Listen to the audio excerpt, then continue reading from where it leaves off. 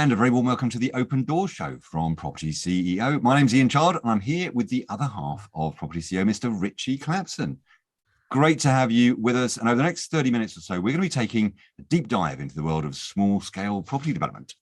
Absolutely. And as always, we're going to be talking to some of the movers and shakers out there who can give us, as always, the important thing, the inside track on what's happening in the world of property. We'll also be shining a bit of a spotlight on any areas that we think could be a great opportunity for new developers to take a look at. Absolutely. But above all, we're going to be having a bit of fun doing it because life is very differently far too short not to. So, Ritchie, what are we up to on today's show? Well, on today's show, we're going to be talking about, it's a bit of a high-level subject, but macroeconomics and property development. Crikey. Whew. Amazing. Right. I hope you're prepared for this one. Right. If you've got any questions for future shows, for future guests, please do check out our website. Go on the website, you'll see who's coming on, and you've got your opportunity to ask any questions and hopefully have them answered on forthcoming shows. So, Ritchie, what on earth do we need to know about macroeconomics and property development?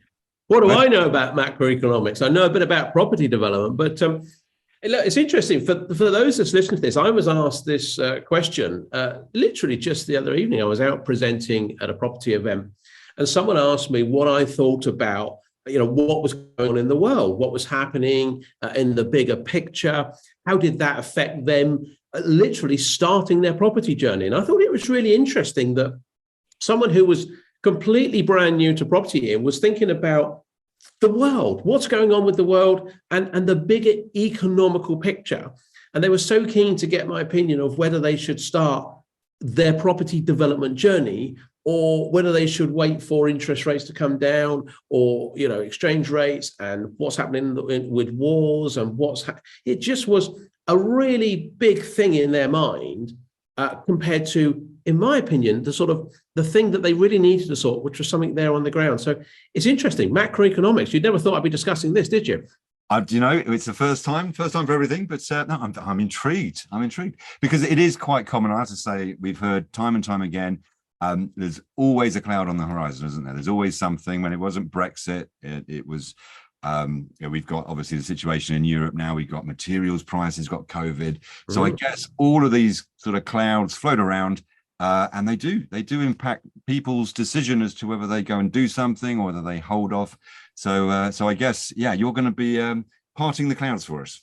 Well, possibly. So I think the thing is, it's that statement. I sometimes use it in presentations, Ian, as you well know, and it's, what's going on in the world? Well, that's one thing, but I say, what's going on in your world?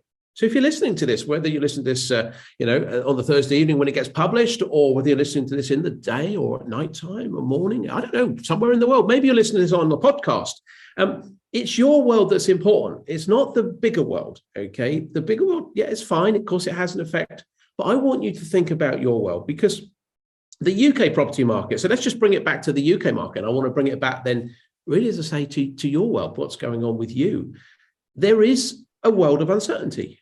And, we've got this world of uncertainty at the moment, and we have over the last few years. But Ian, you and I are old enough to know that there's a world of uncertainty all the time somewhere, isn't there? There's never been any uncertainty in our worlds. No, you're absolutely right. Yeah. It just goes so, there's always something going on. There's always some problem. There's always some issue. And right now, and we've been here before, there's a cost of living crisis. And that does make a lot of people concerned. When we think about it, we've got inflation, 30-year high, rising, Bank of England, putting up interest rates, curb inflation. I don't think there'd be historic levels. Ian and I are old enough to remember. I don't know, in your first house, but my first house, the interest rates went up to 16%. Me and Mrs. C were paying 16% interest. Do you remember those days? No, but I do remember my dad telling me about them, to be fair. But yeah. I think he's older than me, folks. Anyway, you can always email in to our support team and suggest who you think is older.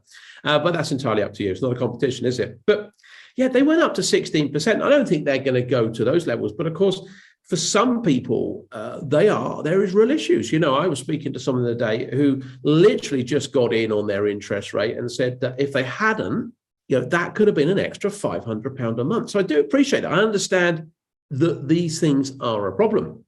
So, mortgage rates will climb. And I guess, in effect, disposable income levels will be squeezed. People will be squeezed down with those mortgage payments, with everything. The cost of food and everything is going up. So we are definitely in a cost of living crisis. I think we know that, don't we? We do, yeah. And so I think the thing is then, and this is when this conversation that I had, as I say, just the other evening, which prompted really for me this open door show, was what is your plan? What are you going to do about it? And I was saying to this individual, okay, you're thinking about macroeconomics, you're thinking about the world. And I gave some thoughts of what I thought might happen or not happen. But I said, I had a debate with a guy, a very experienced guy. We've had him as a guest before, Adam Lawrence from Partners in Property. Very experienced. Go back, check out one of the open door shows with him. Highly intelligent guy. Could talk about macroeconomics till the cows come home. I mean, he's got about 12 trillion degrees, I think, that he's actually got. And, very intelligent guy, far cleverer than me. But I've often been in a debate and on stage and done stuff with him. And him and some other people are very high level with it. And I'd cut it down and go, yeah, but okay, what are we going to do about it ourselves?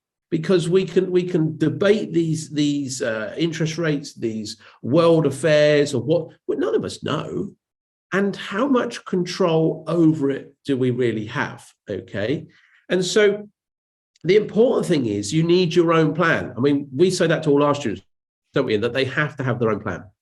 Absolutely. In fact, there's a number of people don't even sort of follow the news or sort of participate in the news and still have a plan. We can spend an age kind of worrying about what's going on. Luckily, though, the kind of macroeconomics, whilst it can affect us at a broad level, it doesn't need to affect us kind of at a micro level. We need to be able to kind of deal with it and have a plan for dealing with it just for ourselves. That's it, because I think, as we say, people sit on their hands. They sit and wait for normality to return. Think, oh man, maybe I should start in property development. Maybe I shouldn't. And I think this character was thinking, and I was chatting to him, a very intelligent young man. But it's, well, maybe I should wait for things to settle down. Well, there is no normality. For those that have been around a long time, there is no normality. I don't know what it is. There's always some really advantageous times to get involved in any business, property as well. And there's always some times when maybe you should just be slightly more cautious. But sitting and just waiting does nothing, because you're not in control. You're not in control of where you're going, for you, for your family, in any way, shape or form. And I think the thing that I always think is important, and I know Ian's often said this in some of the talks he's done, is we have very little influence over global events. Okay, these global events, they impact us economically. They affect us all. As I said, your mortgage could be going up. Your food bills could be going up. But what do we do? I mean, we can get a banner, we can start protesting, and I know, overall the movement of people does great things, but actually for us, we need to look after our own interests. You can't just sit there. You can't sit on the fence. You can't just wait for things to happen. You've got to create your own solution. And with that, you need a plan. You need a plan B. If plan A was, well, I was going to do this, you need a plan B. And, you need to find that plan B, whatever it is. And if it's property, as I say, with the individual I was speaking to, it was property was their number one consideration, because they felt that could give them what they wanted for their plan B. If they didn't have a plan B, if they weren't in a plan B position, they will be forced to economize, okay? Because they'd have to cut down what they spent money on, because they'd only got so much money and everything's gone up. So I think it's absolutely vital that you have a plan B, and that plan B could be property. We'd agree with that, wouldn't we? And everyone really needs a plan B. Oh, certainly. And I think it reminded me of the famous quote from Warren Buffett, which is whenever people are greedy, be fearful, and whenever people are fearful, be greedy. So basically taking the contrarian view, because as you say, what happens when the mood is dark, when everybody sees those clouds gathering on the horizon, then if we look back in time, we can see the number of people that effectively made a killing when, in 2008, well, we just go back to any economic crisis, and there were people that kind of took advantage of it. And of course, what it does is, you're absolutely right, the majority then sit on their hands and hold fire, and that actually creates an opportunity for those people that are smart enough to be able to work out a way of kind of maximizing the potential of what's left. So yeah, no, absolutely. Plan B is definitely what's in order. Yeah, and I think we're conditioned almost to actually to panic. The whole fight and flight mode, and we are conditioned to go, let's just wait. Let's wait for things to settle down. But I think if we're thinking of Plan B, and almost certainly anyone listening to this show, Open Door Show on YouTube or on a podcast, will be thinking of property. And particularly property development, which is what we do here at propertyCEO. Any property strategy obviously can help, whether you're looking at buy-to-lets, HMOs, rent to rent, but property development has a particular interest when you're trying to get a Plan B in place. When the world is doing crazy things, property development is a smart place to be. And there's a number of reasons why that is. And I think it's important that you understand those, because that helps then you make that decision of whether it's something you want to do or not do. First of all, compared to, say, a buy-to-let or rent-to-rent, which does some great passive income, and you can build up a number of properties to deliver that money, property development yields large sums of cash, because typically we're targeting 20% plus profit on gross development value. And in the order, small-scale development, 150 to 250,000 pounds profit once you're up and running per annum. Okay, it'll take you a few years to get there, but 150 to 250,000 pounds a year. I would expect most people would be happy with that, wouldn't they, Ian? You'd have thought so. Absolutely. Yeah. And if you're not, do a couple more, run a few in parallel. But most people's lives will change, and they'll be happy with that 150 to 250,000. I mean, will you? Just think about it. Will you? I'm guessing the answer's a yes. And I've been in lots of businesses. I mean, I've been around the property industry for nearly 40 years, but I've been in lots of other businesses. I've been as a non-exec, an investor, and all sorts of other businesses across lots of other sectors. And I think without doubt, property development is one of the few businesses that, you can make money out of what's ever happening in the world. And whether there's a recession, whether times are absolutely booming, you can make money out of property development. And I think the bottom line comes down to is the whole supply and demand. Any business you've got out there, whether you're making widgets, or running a restaurant, if you're running a restaurant, there's certain times when people don't want to eat. Maybe during COVID, they don't want to go out. They're not allowed to go out. Restaurants are quite fickle. But actually, when we're not talking about property, we know that there is a massive undersupply in the housing market. Okay, if you build the right product, and people are out there needing it, which they are, because we're falling hundreds of thousands short of houses every year, people will buy it or people will rent it. So you can always sell the product. I mean, I don't know, Ian, you've been in lots of other businesses. Do you know of any other business that replicates that same consistent, that continuous market demand out there that property development does? No, nothing like, really. I think with most businesses, you can have, and particularly if you're doing a startup business, you really are kind of having to make some assumptions and take some risks that people want the end product.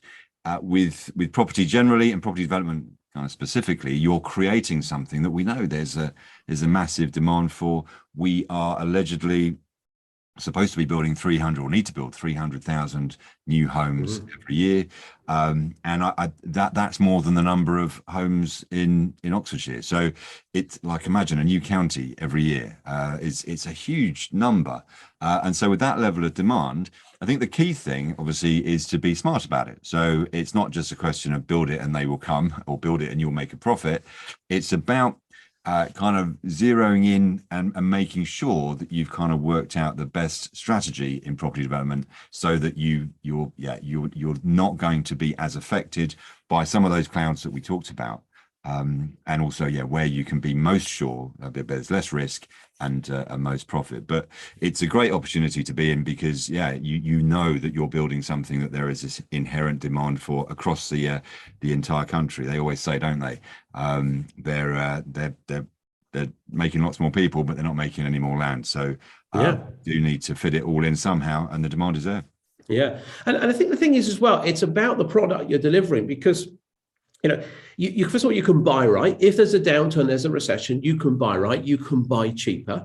And normally if the market cools, that might be because there's a bit of a downturn in the economy anyway. So you buy cheaper, maybe you sell a bit cheaper, but that difference between is often okay. And don't forget as well, we're talking about 20% plus profit, 150 to 250,000 pounds, even in difficult times. If you know what to do, if you do this right, okay, the chances of actually losing out altogether, I'm not going to say they're not out there, but they're slim. You can certainly reduce them if you know what to do. There is risk in property development, don't get me wrong, but if you know what to do, okay, you can minimize that risk to a very acceptable level. And the great thing is, I just said about selling or renting. If your plan is to sell and generate lumps of cash, and there's a bit of a downturn, because the rental demand is there, and even in a downturn, rental demand tends to go up a bit because a lot of people think, well, I won't move house, I'll hold on to where I am. Maybe the price is going to drop, I'm going to get something a bit cheaper. And so the rental demand often goes up a little bit. So what you can do is you can refinance your product, which you were going to sell, and hold it. It's got two exits. I guess in a way, we talked about restaurants just now. You could use that analogy. I mean, those restaurants that were smart, that were savvy in terms of business people that survived during COVID went into takeaway. They suddenly rechanged their business model and they went, well, okay, we do food, but let's just do it as a takeaway rather than an eat-in. It's the same with property. If you can't sell it, then rent it and refinance it and hold it. It's a great business model because I think in lots of ways, it's a diverse business model because you can take that cash. You can take £250,000. You could invest in some property. You could put some money in the bank if you want, or in your pocket for a bit of spending, a bit of cash flow. And you could invest in a bit of Bitcoin or other businesses, whatever you want. I'm not saying Bitcoin's great, but whatever you want to do. So it is a diverse business model. And anyone that's been around in business for a long time will know that diversification in business is absolutely key. And of course, the property you hold, you have got the long-term benefits, as all property, if you are holding it, equity growth and that rental income. So it is a very, very good business model. And diversification, I think, in any business is absolutely key, isn't it? Absolutely. But so just to be clear then, so we talked about having a plan B generally, of which property development might be one of those strands. But within property development, you're saying that there is, you've got that opportunity to have diverse outcomes as well. So you're advocating then what, a plan A and a plan B in property development? I think let's keep it simple for today's show here. You have a plan B, okay? Plan A is your current life, whether it's your job, whether you are a buy-to-let portfolio holder, and maybe it's not as good as you thought it was, but a lot of people, they maybe got a job. Plan B is something else. And whether plan B breaks down into, B1 and B2 and B3, that's fine. But I think the first thing is have a plan B. And I think the great thing about property development that yields you lumps of cash, it enables you to have B1, B2, B3 and your plans further down. It enables you to have sub-plans, because if you don't generate cash in a business and you're just generating cash flow, monthly income and so on, there's not really enough to do much other things with, where you can take 150,000 even, £150,000, 50,000 you could buy yourself a buy-to-let. You can have a mortgage on it, but you would just say £400 a month, maybe, which is a steady income for life, and you've got equity growth. If you took the other 50,000 and you kept it with cash, well, there's a spare cash. There's a bit of headroom in something that might happen. If there's a bit of a downturn, you've got a bit of a safety net in the family, okay? And the other 50, wherever it might want to go, you could invest it in other businesses. Maybe you do a little startup somewhere else. As I say, maybe you put it into cryptocurrency of some description, but whatever you want, stocks and shares, I don't mind. But that, I think, is a diversification under that initial plan B. Does that make sense? It does. I was thinking though about that you mentioned about having different exits. So when you go into property development, you've got different exits potentially. So if something happens with exit one, you've got exit two. What would they typically look like? Yeah, so in terms of exit one, you can have whichever exit you want, because a lot of people want to build to rent. They just want to build their portfolio. Let's assume you did that. Let's assume your first exit was build to rent. You want to build it, you want to hold it. Okay, so you're a developer, but you're going to build up your portfolio. That's the number one exit that you have planned. No problem at all. It builds up your stock. 150,000 will buy you 3 buy-to-lets. Maybe there's £1,200 a month, cash generated from a cash flow basis. You only got to do a couple of projects like that. You're nearly up to sort of £2,500. For a lot of people, that might be enough to live off each month for your basic needs. Then your other exit within that, though, could be to sell. You could actually go, I'm going to sell out and I'm going to take a lump of cash and I'm just going to hold cash. or I'm going to invest that in other businesses. So yeah, your basic, I suppose you could say your basic exits in property are twofold. And underneath that, if you take the latter and take the cash, then there are multiple opportunities in terms of plans underneath that to do stuff with cash. Fantastic. And in terms of how one gets started in I suppose, if you're thinking of any money-making enterprise that you're going to embark upon to kind of create this plan B, what should your first approach be? How would you approach it? Well, in terms of trying to get going in property development, if someone's listening to this today out there, wherever they are, traveling in the car, listening to the podcast, how do they actually get started in property? Yeah. I think the important thing, and the people that are familiar to us here on Open Door, it's about, you need to know what you don't know. Whatever you do, please, please, please do not just give it a go. Because if you go out there, it's like any business, it's a business, okay? Forget a property strategy. It's got nothing to do with strategies, okay, to start with. It's a business. And you wouldn't just go and start a business if you knew nothing about that business. You know, you need to know about that business, about that industry. So the important thing is you need to know what you don't know. You need to understand how these businesses run, how it can work. And importantly, the thing I always say to people, Ian, and I know this resonates with a lot of people, is, you know, I often say, would £250,000 a year change your life? And they go, oh, my word, yes, it would. Of course it would. £250,000 a year, I could do this, I could do that. And they say, okay, just hang on. If you lost £250,000 a year, would that change your life? And people, oh my word, that would be devastating. What could kill you? You know, to the extreme, it could kill you. So I think the important thing is that you need to know what's going on. You know, we are a property educational company. We train property developers, and I wouldn't I? But I didn't sincerely mean this. Get yourself educated. Whether it's with us doesn't make any difference to us, okay? But get yourself educated with someone that's been there, seen it, and done it. And I would say with many years experience, someone with 4 or 5 years experience in this industry just hasn't seen enough, okay? You know, we're talking about a plan B. What you don't want is your plan B to be a disaster. You don't want a plan B that you went, you know, that property development lot looks quite good. I can make 150,000. Let's give it a go. And it's disastrous. You know, you're just losing money. It's all out of control. You're stressed. That's not a plan B. That doesn't help you. You'd have been better not doing anything. So if you're going to start anything, make sure you understand what it is you're doing before you jump in, okay? Because it's a big commitment. It's a big commitment. It's hard work. It's difficult, but it's entirely possible when you know what to do. So when someone is supporting you, guiding you, steering you, educating you to do it properly, then you can do it. But you definitely do not just jump in and give it a go. I think we'd all agree with that all the time, wouldn't we? I think so. I think the other thing that I would add is that, you know, we talked about macroeconomics and the kind of the clouds that are on the horizon at the moment. One of the things that quite often comes up is, I quite often encounter, is a situation where people haven't really thought a great deal about what's coming down the line in terms of their own financial future. So we kind of have a bit of we think about retirement and pensions and stuff like that, and they're a bit dull but worthy, aren't they? And but ultimately, we've kind of got a view that, you know, something down the line that's all going to happen, but we don't really necessarily know exactly what that's going to look like. And unfortunately, sometimes the reality can bite quite hard when you get there. If you might be surprised in a bad way or a good way as to what the outcome looks like, the things that you want to be able to do, and then your means to be able to do them. So I think one of the critical things is to try and kind of project that, like today, you know, so work out today what your financial future is going to look like, because it's not just the clouds on the horizon today that are going to determine whether you need a plan B. It's actually that future position as well, because of course, by the time you get to it, it's a bit too late. If you worked out that you need more cash to be able to retire, you're just going to have to keep on working or whatever. Whereas work it out earlier, then you've got that plan B, another reason for implementing a plan B now.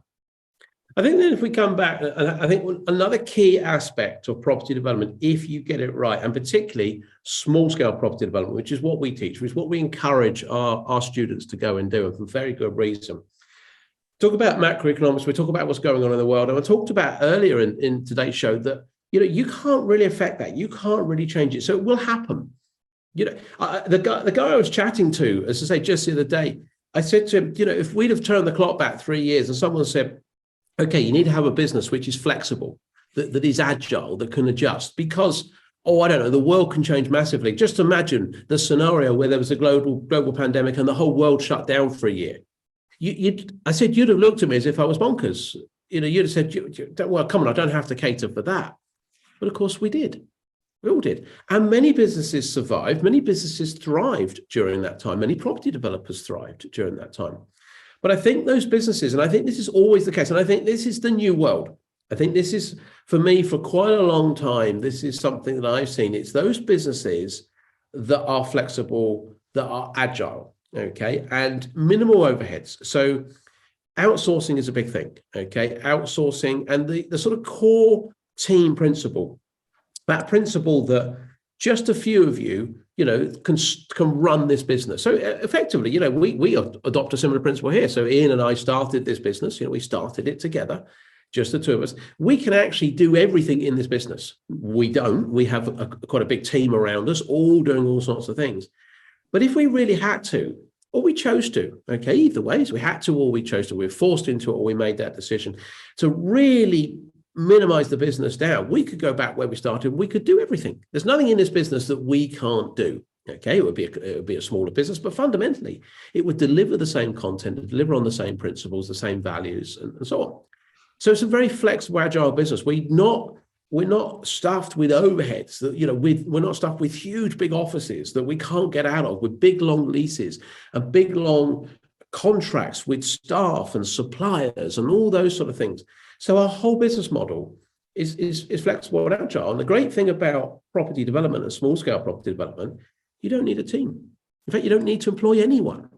And I think this is quite a subtle thing. A lot of people don't think about it. You don't need anyone fully employed with you. You don't need an office. Everything can be outsourced. Everything can be bought in, because property development, it's done in phases. You'll have a fair bit of work here by a certain members of a team. Then it goes, you might not have a lot of work here. And then there's a bit of work over here. Then it's on site with a contractor and there's a bit of work with a project manager, but all those other people, they're not involved.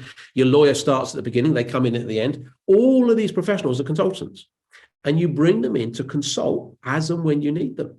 So your core team is often you, maybe a VA, and that even isn't necessarily part of your core team. So it's individual teams that you can build up, which are all flexible, which are all outsourced. That gives you the agility. And again, that was the comment I was making to this individual, that get a business which is agile, get a business which is flexible. You can stop, start, grow, expand, contract as necessary. Because in my opinion, if we're talking about macroeconomics, we're talking about the world, we can't control it, but you can flex and adjust your business to suit. It's a good point, do you think, Ian? I think that's one of my best points on the show. Yes, I just made a note. Rich's best point, which is not bad. We've been open door for a long time now, so congratulations. Thank you very much. Thank you very much. So if people wanted to find out a little bit more about property development, do we have a way of them getting enlightened?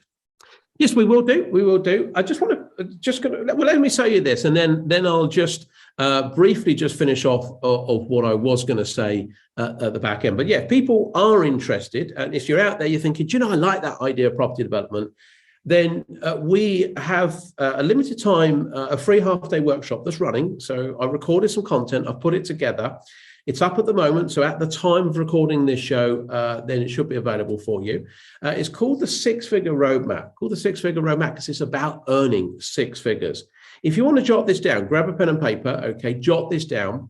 The link that you need is propertyceo.co.uk/SFR, SFR for Six-Figure Roadmap. I'm going to read that again for you. propertyceo.co.uk/SFR. Okay, /SFR. And that will take you to a link.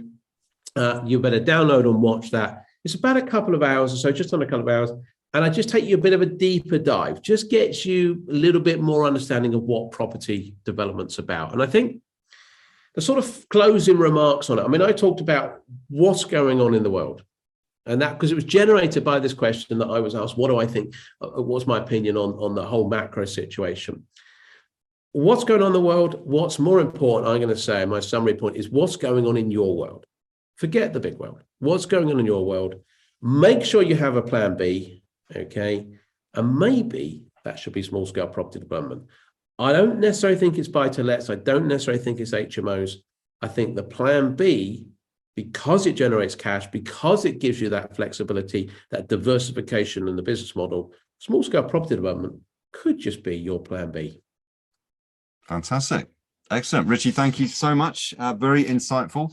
And actually, if I'm honest, a little bit more exciting than I was planning. When you mentioned it was macroeconomics and property development, I'd got the pillow ready, but it was all good. It was all good. So thank you very much.